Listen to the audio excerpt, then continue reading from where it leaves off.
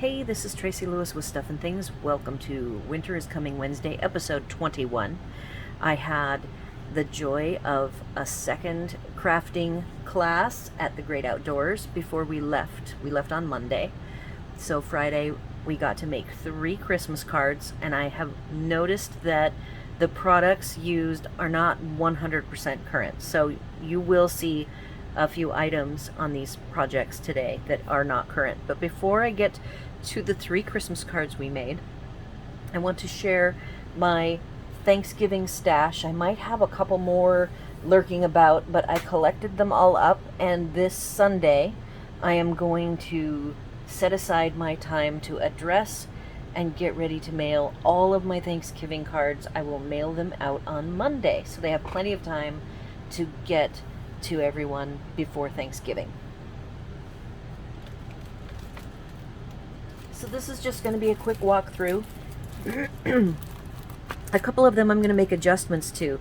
This particular card I found when I cleaned out my cabinets and rearranged them, and I found a couple of these. They were made a couple years back, and I am going to add Thankful for You. The friend is already here, so I will be adjusting this card a little bit to add additional sentiment to it to make it be a Thankful for You friend card.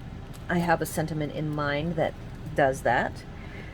Now the rest of these I believe are all ones that you have seen. Oops, sorry, I could move this down so you can see them all. And I will, here's the Thankful for You. That is the sentiment I want to add to this card. I will probably put it maybe in a small oval over here. Thankful for You in the matching color. And I'll put this in the pile. I just love to do a preview. I believe there's 16 of them. I'm probably short a few for the people I want to send them all to, so I will probably at the last minute on Sunday have to make a couple more. But I did want everyone to see. These have all been filmed already in previous episodes of Winter is Coming Wednesday. These are all from the 2021 series. This one I just did last week. And this one is Retired Products, made at the first Great Outdoors stamping class I went to.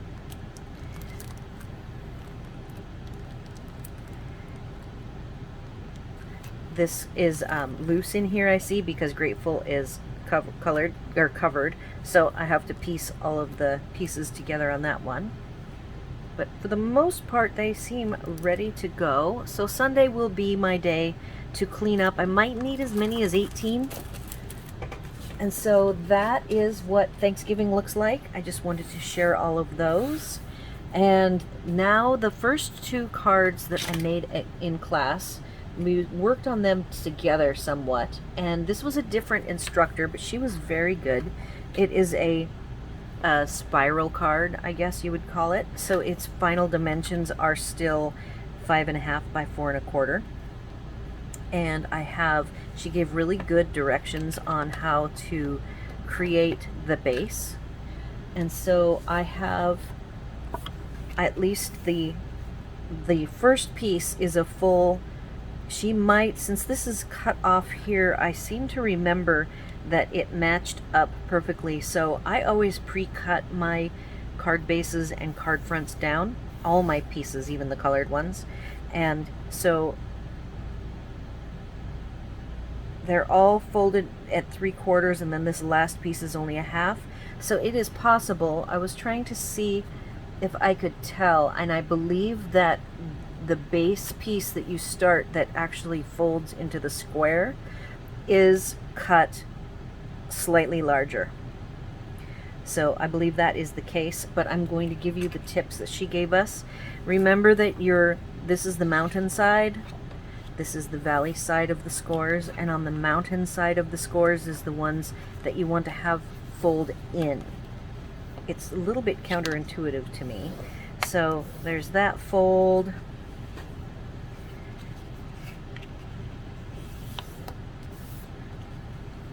So we get all of these folded. She did not provide No, you do not have to provide materials in this class, and nobody was provided a score, a tool, score tool like me, a bone folder, I guess is what they're called.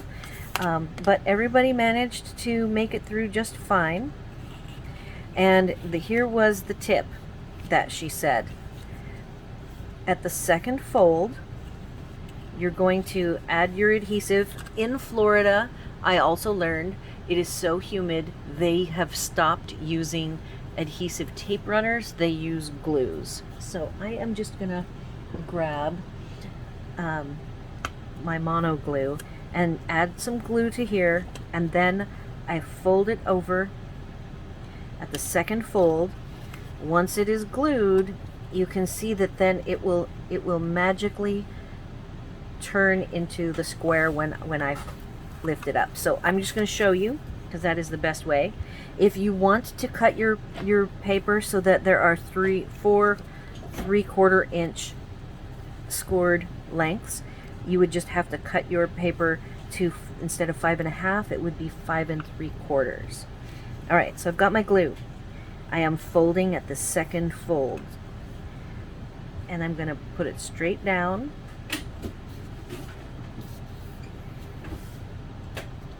Like so, and you can press it if you want. All right, and then the magic happens when you open it up into a square. This is your base. This is how everything begins. And then the 3 other pieces that make the spiral are all 2 3/4. So basically you cut in half, and you can make this any color you want. We did a green one and we did a white one for the base. So that's my tips on getting started for the spiral card. And then I will show you each side. Now this, she had die cut these little penguins. I believe that this paper is SAB paper and retired. And it has a coordinating paper that is not retired. It's in the annual catalog. I will be going and making the supplies list after this is done, and we'll put it on my blog, so you can go and look at all of the supplies that are still available to make these. But pretty much you can mix and match with any sets that you want.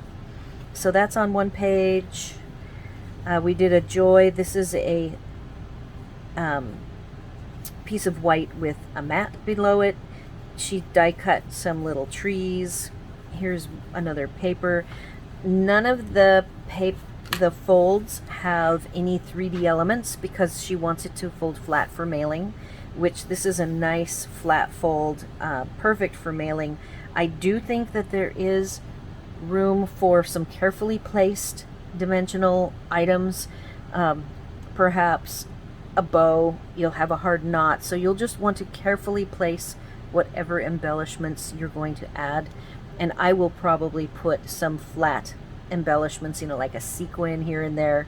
I have some retired snowflakes. Since this already uses some retired products, I will add those snowflakes on with a dab of glue. This is a shimmery white that she provided. It was a rectangle, and then you went and took your scissors and you made a swoop for a snowbank, so you can do that treatment. And she also provided some AB white glittery material with a small star punch. This tree is a stamp, and I also was provided the stamp. Oh, where is it? So I also stamped the envelope, which has gone into hiding. Here it is. So I also stamped, and I don't know what trees these are from. I don't believe they're current. So whatever you have that's current or not current will work. And that is this card. So the second card is also very cute. It is in darker colors. This is a current DSP, and I will have that on the supplies list on my blog. A small sentiment with the shape. This was, the tan was pre-cut and given to us already cut, and then we used a punch to make the inner one after we stamped Christmas wishes. This is from last year. It's from the Snow Globe set, and I think I might add again on this some more kind of flat sequin like. There are some very small sequins in a variety of colors. I was thinking of adding sequins to each of these poinsettias. There are 2 of them, and then this is got some dimension to it. If you wanted to, you could add a note and add a piece of white either to write on before or after you add it. We used to make these little pockets was just a line of glue on the bottom and the side. I have this piece. This actually has a piece of DSP that's floating around, and because this is going horizontal, the piece that I got, because it's really hard for them to cut every piece perfect, so you know, some people got pieces that were less than perfect, and I want to add a vertical alignment stripe. What I received was a different multicolored stripe that was horizontal, and I think it fights with this, so I'm going to finish that up. Then this is the piece. It's also got the glue for this side of the pocket, and it has the word joy. This is not a Stampin' Up stamp. It was like on a block, so you could stamp whatever you wanted here, and the intention is for you to write on the back.